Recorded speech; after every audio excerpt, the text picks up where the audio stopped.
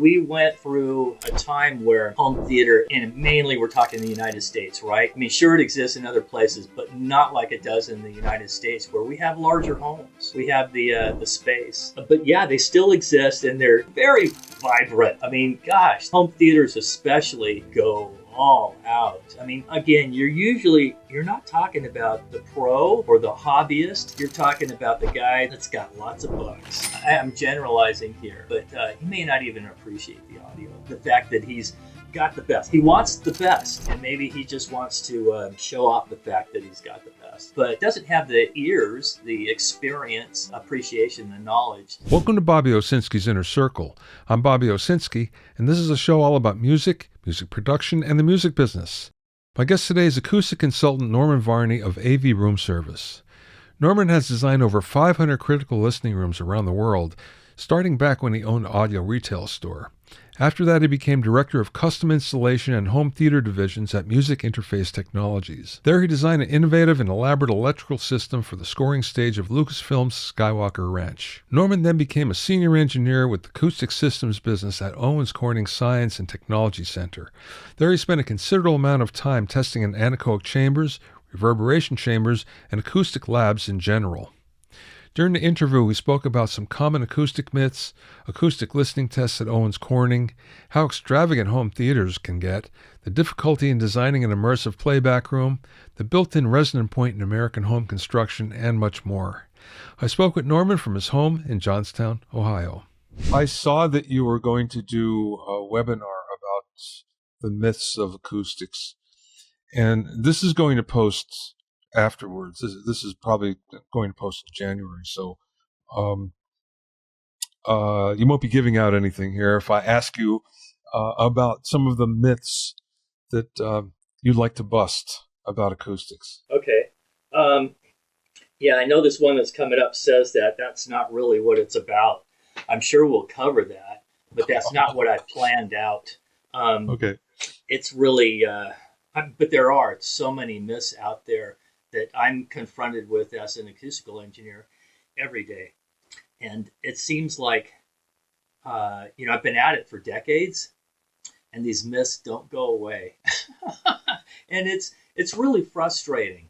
I find it more myths in the audiophile world than the pro audio world, which, is understandable. But it is very frustrating. And even in the pro audio world, there are constantly things that just fundamental observations that, you're going, oh my gosh, if you just did this, it would make such a big impact on your work and your flow and your efficiency and your translation and, all those things. It would be, so obviously, acoustics is still not often thought of. It's not often top of mind, and it should be for those that are in the professional audio business. It's got to be front of mind. So yeah, it's an issue. I guess will always be an issue. Yeah. Okay. So give me a couple of the most common ones. Okay, in studios on a console, I'll see small monitors with the tweeters on they're instead of vertically standing, they're horizontal and they're towed in. And it's like, wow, that limits you to right here. I can't move around at all, or it's going to completely change the sound. And just an inch makes a timbre totally changes, spatiality totally changes. It's, you don't want to be stuck right here. And for an audiophile, you can be. You can just sit there and listen. But when you're on the board, you're all over. You're reaching around and you're making adjustments, and you want to listen and hear those adjustments while your head's in the not ideal perfect spot. So let's make it better. Let's make it easier on you. So that's one. And then along that same line, timing. time alignment of those drivers. If it's on an angle like that, and it's get my hand in the screen and it's towed in, then that tweeter is going to be arriving before the mid-range and woofer. Um, the subwoofers are often, hopefully they're time aligned, but they're often not. So with a subwoofer, you have the phase, you need variable phase, and you have the gain, and you have the crossover. And hopefully you're crossing over from the mids and highs as well, right? Often I don't see that. They'll be running the mains full range, so they're still playing down low. They're still playing, say, whatever, below 80 hertz, and working. And the amplifier that's driving them is also working. So crossovers and external crossover, be it analog or DSP, needs to come into play. And nowadays, especially with DSP, gosh, you can dial it in so that you don't have, especially if you're talking about an array of subwoofers, where you can really eliminate the room mode problems and really get the time alignment correct and really get it to act as one voice, to sound like one voice rather than a combination of a couple of different voices. So that's a couple. I noticed that your company does what you call frequency response panels. Yeah. Concentrating on the lower frequencies rather than the mids and the highs, which most acoustic panels do. Yeah. And that's the biggest problem in studios for the most part. It's the low end. It's never the high end so much. Yeah. It's always the most difficult, the most problematic for a couple of reasons. The average Joe, even, somebody who's not into audio, the first thing that from a sound quality attribute he'll notice is the bass. How extended is it? How articulate is it? How dynamic is it? Even if he's, like I say, not aware, not appreciative of audio, that's the first thing that they'll notice. But they're large wavelengths. They have lots of energy. They're room shape and size dependent. So it's not just about the low frequency extension of the mains or the subwoofer. The room has so much to do with how that interacts. And so, yeah, it's low frequencies. And again, when we're talking about noise control too, not just sound quality, but noise control, the low frequencies are the difficult, the long wavelengths, the high energy. So they're very difficult and often expensive to treat. But there's a number of ways that it can be treated. And like anything in acoustics, it's usually many different solutions to address it. So with the low frequencies, we're talking about the size of the room. So the dimensions are going to dictate the room modes and where they live in the room and how they're distributed amongst themselves. So the dimensions and or shape, the construction of the room. So if the room is, let's say it's a concrete bunker, then its shell construction is not going to give at all. It's not going to act as a low frequency absorber. It's not going to move. So all that energy is going to stay contained and linger. It doesn't have a chance to be absorbed, right? So if you have a shell construction that flexes, so the room's still it's a resilient construction, but it's still airtight or watertight. So you might have a floating floor, isolated walls, suspended ceiling, but all those, though they're independent from each other, the construction allows it to move, and yet they're still all sealed. So you've got resilient caulking and so forth. So it's still airtight from a noise control point of view. Yeah, that's expensive too because it's kind of brute force stuff, and everybody keeps on hoping for a really cheap, inexpensive way to do that. And there's not, and that's the construction part of it. Then there's still other ways that we can address the room modes. Location of the listener and location of the main speakers or subwoofers, so that we don't. Now it's a room, so there are room modes in there, And the smaller the room, and often control rooms, mixed rooms are very small, the more problematic those room modes are. We've got a big room, then we have many room modes, and so then they're evenly distributed. They're not piling up on top of each other. They're not as perceptual, not as obvious. Um, so let's put our speakers and our ears in a position in the room that's optimal, that stays away from, say, peaks or troughs of room modes. Then we can look at, you mentioned the frequency response panel. So we make, that consists of many different panels. And we do make some that are for low frequencies that work diaphragmatically. So you've got a membrane that is able to move. So rather than resistive, it's pressure activated, I guess you'd say.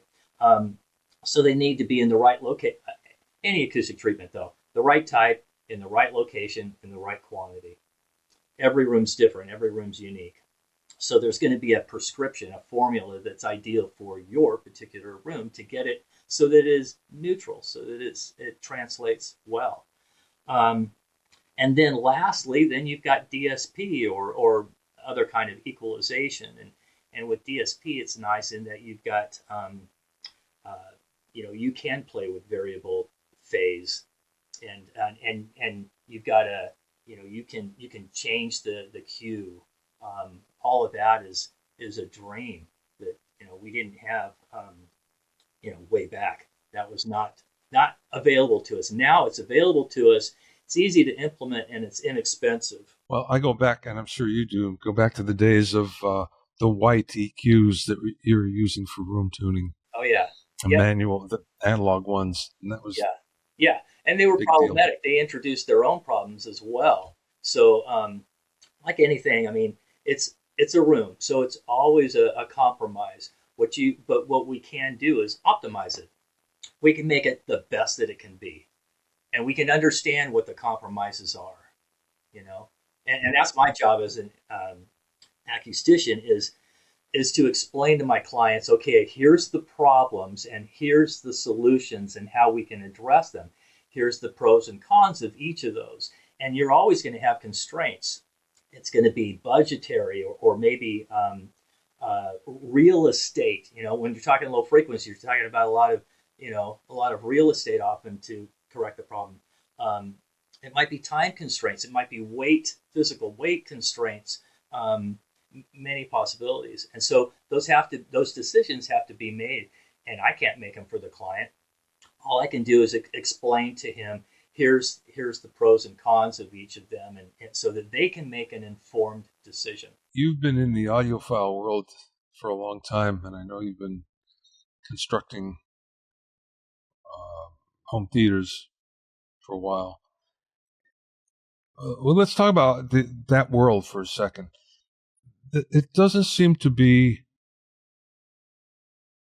as vibrant as it once was to me as an outsider. Is that the case? As vibrant. I don't know if I'd use that word, Bobby. Yeah, poor choice. Yeah. I mean, they're maybe not as prevalent. Yeah. I think that's a possibility. I mean, we went through a time where home theater, and mainly we're talking the United States, right? I mean, sure, it exists in other places, but not like it does in the United States, where we have larger homes. We have the space. But yeah, they still exist, and they're they're very vibrant.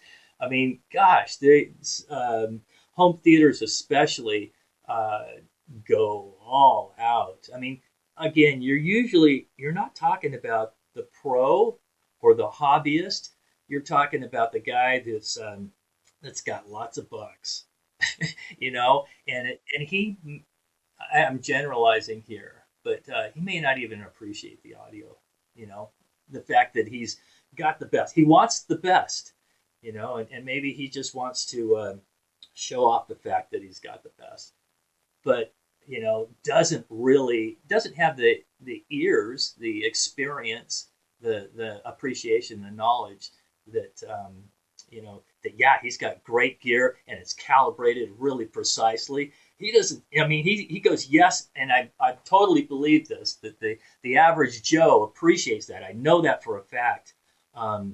From doing some work at Owens, some jury tests with people. I know that when given the opportunity, that the average Joe completely appreciates quality sound and an acoustic environment that's right, and it changes their emotion. We did at Owens Corning. We had two AV rooms. We were doing um, R&D. We were developing some acoustic panels and how to engineer them. So we built these two identical rooms, and I designed them so that they were, average size and average furnishings, but they did have good dimensions because I didn't want to have room mode problems, and they were good as far as noise control too, because again, that was not. I didn't want that to be interfering in the study. So anyway, so one had our acoustic treatment in it, the other one did not, and so frequently we would have these VIPs come in, and you'd have to explain the R&D that you're doing and so forth. Now, both these systems, like I say, had they were set up exactly the same from construction and furnishings. We had carpet, a couple of sofas, a couple of bookshelves, and large screen TV, and a 5.1 surround sound. This is back in I don't know late '90s, I think, and every once in a while we'd have these VIPs. You have to do a little dog and pony show, and so I'd play a little clip of a little 7-minute clip of from Das Boot. Do you remember that movie? That German movie, very cool movie. There's a section where they're diving down deeper than the sub was designed to withstand, trying to evade some explosives being dropped down after them, and so I'm playing that clip, and and I had so many VIP guys who don't care, don't know about audio at all, be in the treated room and go, I want this at home. And so it was after whatever, the third or fourth one where I'm going, it's not just me who appreciates this, who understands it and everything. And we had our own we had our own medical facility there, our own staff full time, had our own audiology, booth, and everyone we had. This is the Science and Technology Center. We had uh, at that time there were about 600 people, and they're all engineers. They're from all over the world, so a great conglomerate of people, and so I asked the medical staff. I go, can we do some biofeedback, studies on this? And they got really into it after experiencing it for themselves. So um, I did an email to those who qualified as far as hearing, and got volunteers. And so we did that. And so that's how I can say that because of that, the average Joe, the acoustics can control your emotions, and when it's done right, you're the same clip, whether they watched it in the before treated room or the after treated room first, because we would alternate that and let them cool down and then go again. Um, they're in the acoustically treated room. Their blood pressure increased, their respiration increased, sweat. We could see on the graph that was being recorded of their vitals. We could see this guy got affected by the blood. This woman got affected by when the water started coming in. I mean, it was fascinating. It was a real that was a great experience for me. Yeah, that's awesome. A few years ago, there was, it wasn't a study, it was an article, I think from The Guardian, that said the headline was, When a 20-year-old Hears Vinyl for the First Time. And here was a girl who grew up, listening to music on her phone. Yeah. and very, very poor audio, and that's all she knew. And she went to a friend's house who had a reasonable setup, playback setup with vinyl, and she freaked out. And it was like, I've never heard anything like this before, and immediately became an owner and user of vinyl Right. after that. Yeah. Yeah. And I think that's really the case, not so much from the vinyl standpoint, but from the standpoint that when you hear really good audio, you know it. You don't have to be a professional. You just know, and it does something to you viscerally. It's like, yes, Yeah. And I think there's a couple of things to that. One is, for example, her format, probably MP3 and earbuds, low quality. So dynamics were missing, and so a lot of emotion from the artist was missing. And then also, I think that the when you and I grew up, we sat down and listened. We weren't doing other things simultaneously while we're listening. So we had an opportunity to be affected, to focus more, and vinyl requires that, really. So yeah, it's an experience that most of the last generation or two have missed out on. yeah. The other thing was, I remember when I was in college, everybody had a pretty good stereo system. I mean, everybody. That was part of the rite of passage. You bought a stereo system when you went to college, and afterwards it carried over. Everybody had a good system, and we lost that, and that's a real shame. It is. It is a real shame. And, I can understand. I mean, I don't know how they did it back then.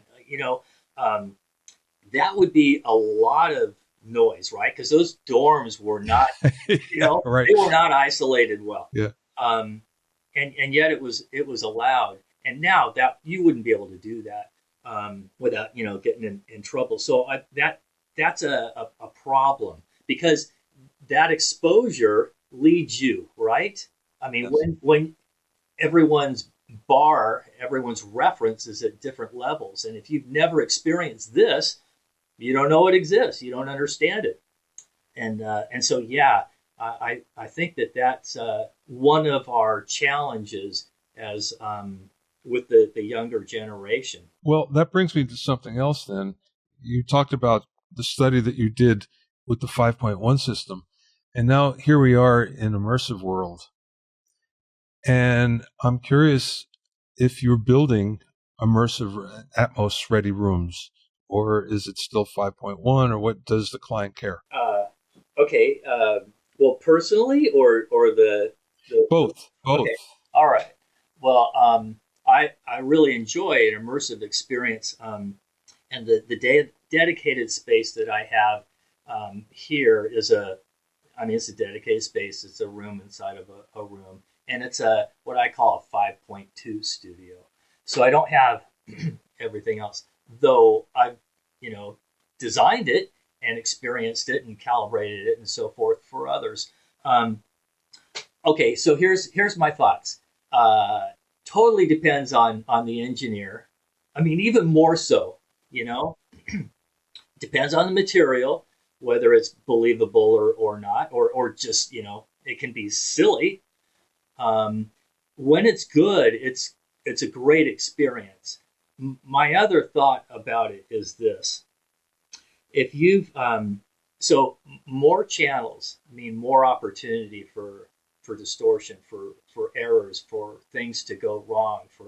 I can't tell you how many existing home theaters I've gone to help out with the acoustics, and then when I come to the calibration, find out that, did you know that this tweeter's not even working? I mean, that kind of stuff, or the channels are out of phase, or maybe even reversed. I mean, it's just unbelievable how it's like, how did you not know this? How did this happen? Um, when you've got umpteen channels, you've got lots of electronics and lots of calibration that needs to. You have a system that's much more complicated. You also have the fact that you've got, let's say, it's not a private. Well, it could be a private theater and still have many people sitting. Well, you've got more people now. When you increase the number of listeners, you have more people closer to other speakers and further away from other speakers. So that's always going to be a problem. If we went the other way and we had, excuse me, we had one mono speaker, everyone, every seat would get pretty much really high quality sound. As soon as we add a pair, there's only one point in space where sound can converge at the same point at the same time. And we're never going to get around that unless we start wearing immersive headphones. And then you can get. And there's a problem there too. So yeah. It's funny because I understand that how much of a leap for theatrical releases that immersive can be, and it certainly adds to it. I'm not convinced about immersive for music. And the funny thing is, there's record labels, distributors, they all want it, and yet there's no consumer demand. Yeah. It makes me wonder, huh? Right. Well, and then again, like you brought up, Bobby, I mean, how many consumers have Atmos, in their home and are then, consumers of that media, and it never will be a lot. So yeah, I went to a private playback party at EMI for the Beatles' immersive Atmos Revolver album. And Giles Martin, who did it, was there and had outtakes and described what they did. And, it was only done on 4-track, but they used Peter Jackson's technology to extract everything. And not only extract it, they could extract a kick drum and a snare drum. So it was amazing. But it was a fantastic mix. And one of the reasons why is they kept it fairly in the center. And occasionally, when there was a reason, there were things that were out the sides or around you or above you or whatever. And it was rare, but it was very tastefully done. But everything and this brings back to your point about mono, where it was close to the center and it was a very enjoyable experience. On the other hand, I've gone to playback parties with, for very successful albums and immersive, where you go, what are they thinking? What's going on? This doesn't sound anything like the original. Yeah. Yeah.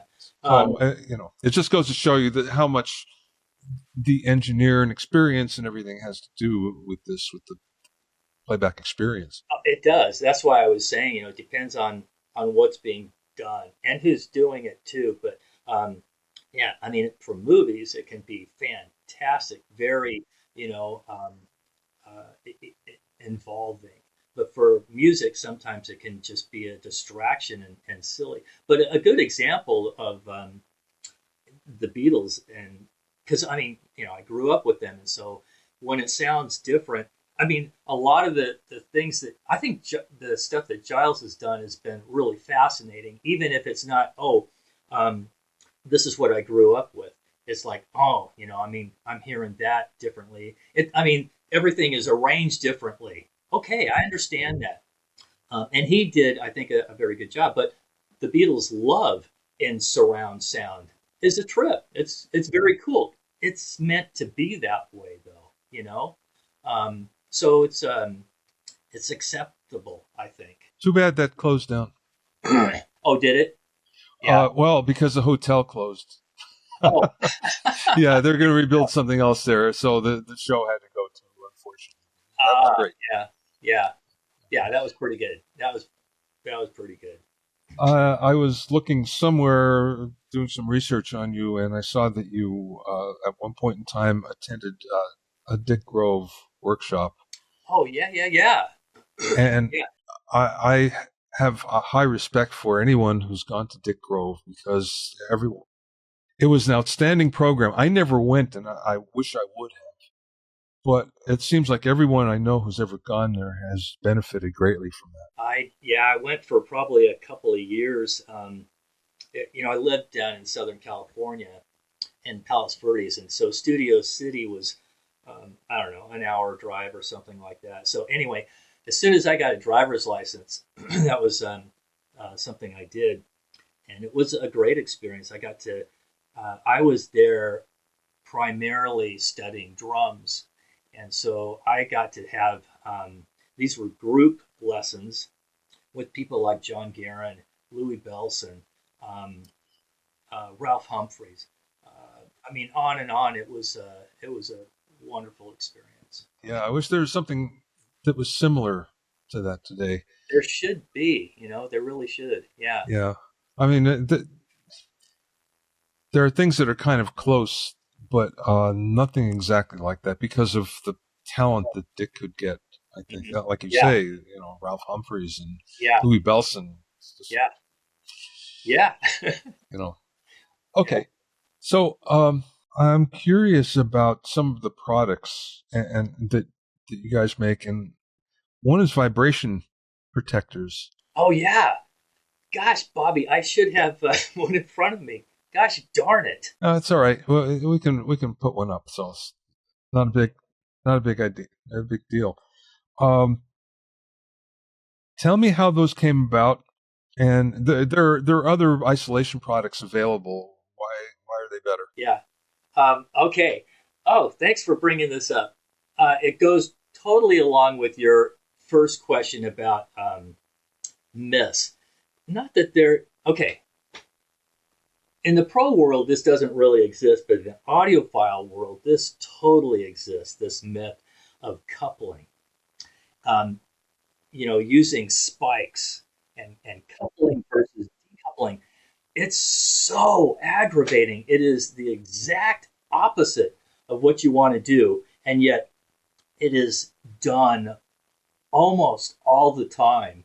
And so if you've got something rigid, something hard, something solid like that, especially if you're going to put it down to a point and concentrate all that weight, all the cabinet vibrations are going to be transferred into the structure. So now, whatever the resting platform is, and everything especially in the United States, our construction is everything's hard fastened to one another. So if our speakers are on the floor is vibrating, and so now the walls are vibrating, and the ceiling's vibrating, and the furnishings are vibrating, and this is why, um, once the vibrations get into the structure, they really don't dissipate. The denser the material, the faster and the further energy travels. And so, for example, a subwoofer. This is why you can hear the subwoofer, the low frequencies, at the other end of the building or the construction if it's not isolated. So you want to isolate. And the Pro Audio, yes, there's a number of products out there. Why ours is better? For one, I there's a standard test. You use an impulse hammer. It's a vibration transmissibility test. And so, while developing, this was something that we were focusing on. I wanted to be sure that the resonance, everything has resonance, right? And like cones, rigid things have many resonances, and they're in the audible bandwidth. Not good. So, in other words, resonances are amplifications. They're peaks at different frequencies. You don't want those in the audible bandwidth. You want them at least an octave below the lowest frequency of interest. So let's say 20 hertz. So I don't want to have anything, I want something below 10 hertz. So we constructed this so the natural resonant frequency under proper load, we make different densities and different sizes to handle different weights, different loads. When you do this properly, then the natural resonant frequency is at 3.4 hertz, and they become effective right at 5 hertz. So from 5 hertz on up, conservatively, they'll mitigate 90% of the energy. So now the room's quiet. When you have a speaker on the floor and it's not decoupled, it's coupled, you're experiencing 4 arrivals of that speaker. And you don't want that. So the first one is structural. Like I said, it goes to the floor. That medium's denser than air. So the energy arrives to your, whatever you're sitting on, to your butt bone, and via bone conduction to your ear. That's the first arrival. The second one is airborne from the speaker to your ear. That's the only one that we want. The third one is airborne again. These are reflections from the surfaces of the room, and we can control those pretty easily with acoustical products. And then the fourth one is structural again, and these are buzzes and resonances and maybe rattles that are created. And again, in our typical 2x4 construction in the U.S., put a little light fist bump between studs, you hear 70 hertz. That resonance is going to sympathetically, it's going to play back whenever you play any music with 70 hertz, which is going to be like anything, right? It's going to act like a capacitor. It's going to store that energy for a moment, and then it's going to release it later in time after the original event has ceased. So now you've got loudspeakers playing, new voices playing at different times, interfering with what you want to hear. So when you get rid of those pre and post arrivals and your room is quiet, and most people have not experienced this unless they're isolating their speakers, it's a huge deal, and it hits every sound quality attribute. I know of no other acoustical treatment that does, and in addition, it handles noise control too. Now your subwoofer isn't heard in an adjacent space. So to me, that product, the EVPs, the equipment vibration protectors, are the biggest bang for the buck, and they take 3 seconds to witness. Okay, yeah, I didn't realize that. When you said the 4 arrivals, I was thinking to myself, okay, what are they? And the one I couldn't think of was the rattles and buzzes. Yeah, and sympathetic vibrations. Yeah, and resonances. Yes, yeah, and that's a big one and very annoying. Again, you talked about low frequency energy. Okay, now we're talking about isolation of the structure, right? And those resonances, most people have not experienced their room, have not experienced the elimination of those resonances, and it's a big deal. To experience the room being quiet, like I say, timbre, spatiality, every sound quality attribute is improved. Dynamics, all of that is improved when the room no longer plays. Have you ever encountered a space where you went, no, this is just not going to work no matter what I do? Yeah. Oh gosh, all the time. Yeah, I mean, it depends on. So one of the things that you have to do when you go into a place and you're asked, okay, can you organize the sound for me? Can you control it and so forth? First, you have to talk about, okay, noise control. Where are we there? We have to get that under control before we can address sound quality, right? So it depends on the situation. Very frequently, noise control, can you soundproof this? We're not going to soundproof it. But we have to discover what is the energy, at what frequencies, and how's it getting in or out. Remember, sound is a two-way street. So if it can get in, it can get out. So from a noise control point of view, and there may be multiple paths. And so there will be, again, multiple solutions. We have to find out what are the energies, how are they getting there, and what is the goal. Different people are going to have different goals. We need to determine what is the goal to find out what the answer is. And that may be, different. It may be money. It may be whatever, the constraints are. And then the same goes with sound quality. And so if it's, we got a whole lot of, this is a great environment to work in because we are looking at the mountains and we've got all these huge glass windows or whatever. Well, that's going to be a little difficult in that, the low frequencies are going to just go through those. And so we're going to have to reinforce the low frequencies, or maybe it's we've got these big glass windows and there is some street traffic out there, and so this is going to be a problem. We can solve it. There's good quality, noise rated windows that we can address, or maybe it's just we've got a huge reflection where that window is. Okay, well, again, we're going to have to make a compromise. We can't make that window absorb. We're going to have to place some kind of an absorber in front of it. Or maybe we can angle it so that reflection is not aimed at us. Or, there's different solutions. But again, like I say, it's always a compromise. There's no such thing as a perfect room. Okay, Norman, last question for you. So you've been in business for a long time, and with that comes lots of challenges, lots of successes.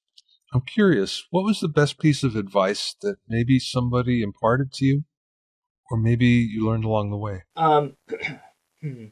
That maybe I learned early on my own was the more I learn, the more I realize how much there is more to learn. And so that has made me become more open-minded, so and that also, I think, makes me want to prove, prove to myself ideas that that may not make sense to me initially. Again, when we're talking about perception, there is so much that we don't understand, and there is so much that we can't yet measure, but we can perceive, we can hear it. And so I'm open-minded to ideas until I can prove to myself that they work or they don't work. I'm going to be open-minded. It's very easy not to be. Oh, the older you get. Oh yeah, and that's problematic, right? Yeah.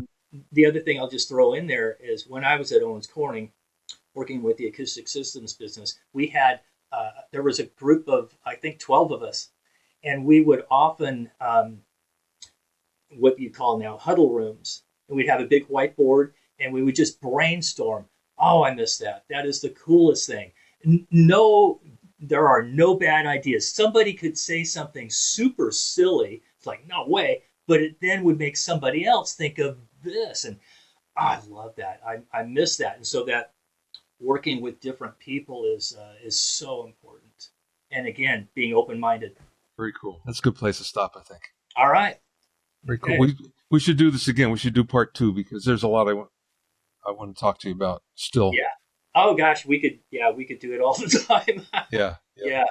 Cool. Thanks for listening and being in my inner circle. Remember, if you have any questions or comments, you can send them to questions@bobbyowsinski.com. You can also learn all about the latest in music, audio, and production news, and find out about openings for my latest online classes at bobbyowsinski.com. This is Bobby Owsinski. I will see you next time.